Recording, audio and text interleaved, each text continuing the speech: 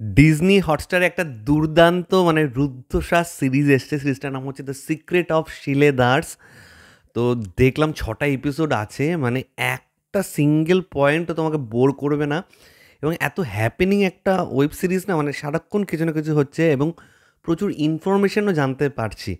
এটা যে main basic গল্প আমরা দেখতে পাচ্ছি ছত্রপতি শিবাজী মহারাজ, তার যে পার্সোনাল খঞ্জার ছিল, তার যে সিংহাসন ছিল এবং তার কাছে কিছু মানে গুপ্তধন রয়েছে, যেটা অনেকে গল্প ভাবে, কিন্তু এটা কি আদৌ গল্প নাকি সেই গুপ্তধন আছে এবং সেটা কিভাবে কেউ সলভ করবে, কারা এর পেছনে আছে, এইটা নিয়ে সিরিজের গল্প। তো মেইন যে এখানে main lead actor Rajeev Khandelwal আমার খুবই পছন্দের একজন অভিনেতা।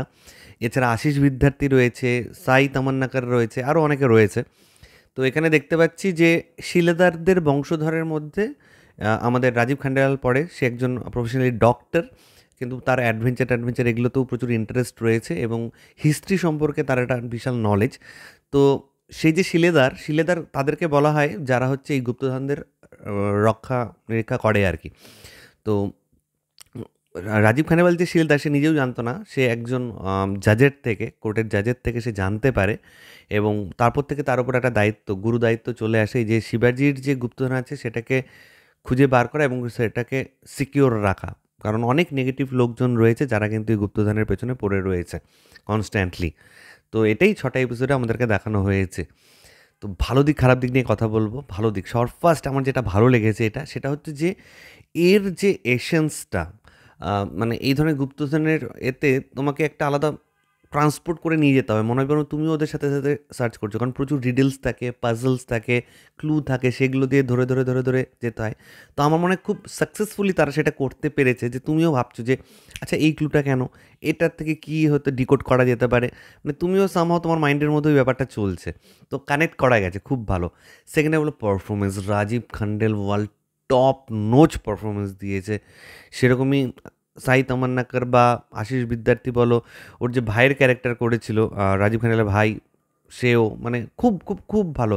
একজন আছে যে গভর্নরের চরিত্র করেছিল, তিনি খুব সম্ভবত কোনো সাউথ ইন্ডিয়ান অ্যাক্টর হবে বা কোনো মারাঠা অ্যাক্টরও হতে পারে।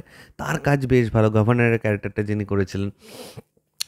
এছাড়া নেগেটিভ ক্যারেক্টারে একজন কি বলবো, মানে সেনাপতির বংশধরের যে লোকটা ছিল, যারা দেখেছে তারা বুঝতে পারছে, তাদের নাম যে আমি জানি না, আমি তাদের পারফরমেন্স, মানে আমি যেটা বলতে চাচ্ছি ওভারঅল কাস্টিং খুব ভালো, যে যেটুকুনি স্পেস পেয়েছে দারুণ করেছে। থার্ড আমি বলবো এর ওভারঅল পিকচারাইজেশন, ভিএফএক্স, বিজিএম মিলে একটা প্রিমিয়ামনেস রয়েছে, যে লুক অ্যান্ড ফিলটা এসছে না, দারুণ, এক কথা দারুণ, দেখেও খুব মজা লাগছিল। মানে এরা তো চাইলে এটাকে একটা সিনেমা মানে বড় পর্দায় চালাতে পারতো, কারণ কিছু কিছু ভিজুয়াল সত্যিই এত ভালো। তো অনেক দিন বাদে একটা মানে টান টান উত্তেজনায় ভরপুর একটা রুদ্ধশ্বাস ব্যাপার থাকে না, সেই রকম একটা সিরিজ দেখলাম। 6টা জ্যাম প্যাকড এপিসোড, খুব বেশি লেন্দি না, 30 থেকে 35 মিনিটসের মধ্যে এক একটা লেন্থ, এবং প্রত্যেকটা এপিসোডে কিছু না কিছু ইনফরমেশন তোমাকে দিচ্ছে এবং একটা যে হুক থাকে না, প্রত্যেকটা এপিসোডে সে একটা করে হুক পয়েন্টও তারা রাখছে, খুব ভালো, খুব ভালো। তো নেগেটিভের মধ্যে আমি কিছু আর সেরকমভাবে কিছু চোখে পড়েনি। স্টিল আমার যেটা মনে হয়েছে যে কিছু কিছু জায়গায় প্রচণ্ড মানে নর্মাল, মানে সলভ যে করছে তারা, কিছু জায়গায় যেরকম প্রচণ্ড হার্ড সলভ করতে পারছে না, কিন্তু কিছু জায়গায় যেরকম দুয়ে দুয়ে চার করার মতন, এবং কে নেগেটিভ ক্যারেক্টার সেটা তুমি অনেক আগে থেকেই প্রেডিক্ট করে নিতে পারছো। সো কোথাও গিয়ে জাস্ট ওয়েট অ্যান্ড ওয়াচ, যে হ্যাঁ ওই নেগেটিভ ক্যারেক্টার কীভাবে ডিসক্লোজ হবে সেটা দেখা। তো এইটা যদি একটু লুকিয়ে আড়ালে চাড়ালে করা যেতে পারতো তাহলে মনে হয় আরও বেটার হতে পারতো, কারণ অ্যাটলিস্ট আমার ক্ষেত্রে তো তাই হয়েছে, নেগেটিভ ক্যারেক্টার কে সেটা আমি অনেকটা আগেই ধরে ফেলেছিলাম। সে কারণে জাস্ট সময়ের অপেক্ষা করছিলাম যে কখন সেটা রিভিল হবে, এবং আলটিমেটলি সেটাই হয়। এটা যাদের ক্ষেত্রে হবে না তাদের ক্ষেত্রে তো হয়তো আরও অনেক বেটার লাগবে। এটা জানা সত্ত্বেও আমার যেহেতু ভিজুয়ালি খুব স্টানিং একটা ওয়েব সিরিজ, ইনফরমেশন খুব ভালো, পিকচারেশন খুব ভালো, পারফরমেন্স খুব ভালো, তো দেখে কিন্তু মানে মানে টাইমটা সলিড কেটেছে আর কি, টাইমটা নষ্ট হয়নি।